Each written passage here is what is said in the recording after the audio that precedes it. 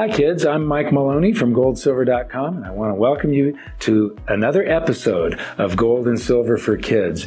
And in this episode, I'm going to talk about the thing that we've always been calling money.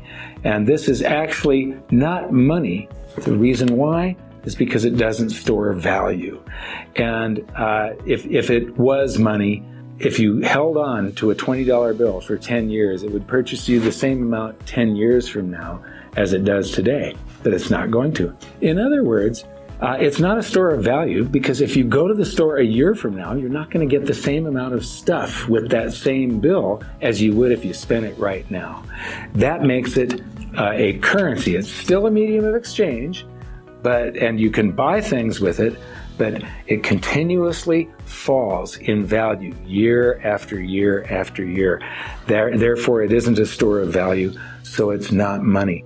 So why would anybody in their right mind, somebody that's not crazy, why would they exchange something real, something like a house or a car or just a candy bar or a video game? If you were, if somebody wanted a video game that you have, would you sell it to them for a piece of paper that somebody put some numbers on and a picture of a very well-respected dead guy? Sorry. Why would anybody in their right mind do that? This actually has no true value. It isn't even as valuable as a blank piece of paper because they've already put a bunch of ink on it, so you can't use it for something like writing a list. It's a very worthless piece of paper, yet all of us will take this in trade and give up, you give me a bunch of these and I'll give you my car in exchange. It seems crazy to me because nobody actually had to work for this. So how does this come into existence? How are these created? Well, most of the currency that we actually use are just numbers that are typed by banks. That's really it.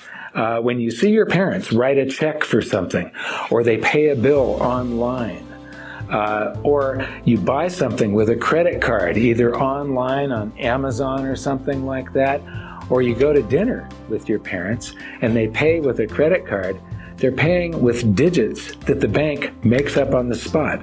So these are just numbers that are typed into a computer. They come into existence when your parents promise to pay them back. So the person borrowing the currency to pay for something like dinner, like a car, like a house, when they borrow that currency, the bank invents it like that. So where does it get its purchasing? Why would it buy something if it's just a number that somebody typed and nobody had to work for it?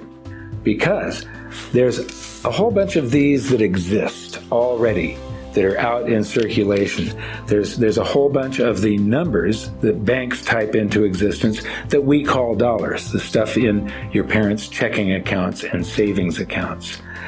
And when the bank creates new ones, it dilutes that supply of numbers. There's so many of these dollar numbers that exist, and then when the bank creates new ones, when you borrow them into existence to buy something, it adds to that currency supply and expands it. And when it expands it, those new ones that didn't have any purchasing power when they were typed, the second they're spent into circulation, the second they buy something, it's like counterfeiting.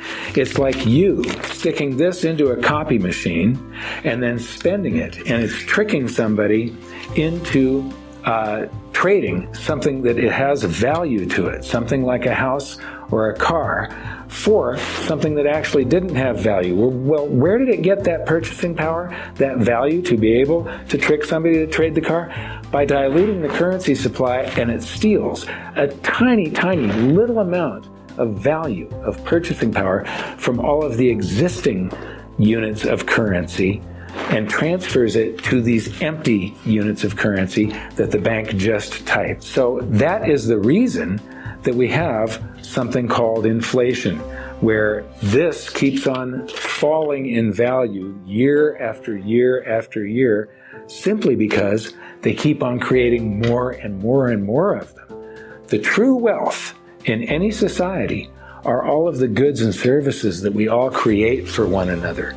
I build a house, you need a house, your father is a doctor or an attorney, and I need his services, and by using this as a medium of exchange, we basically trade these two things, but we're trading wealth for wealth, the real things that exist, the goods and the services, made to be a measurement device so that we can put a price on these two things. That's the reason it has numbers. And it's a medium of exchange. So it's going to store value for that period of time where we're exchanging these two things, the house for the services that your father or mother will provide for me, the attorney or the doctor or whoever it is, whatever your parents do, those are services. That's real wealth that they are creating. Even if what they do is work at a gas station or a grocery store, or they're president of a corporation.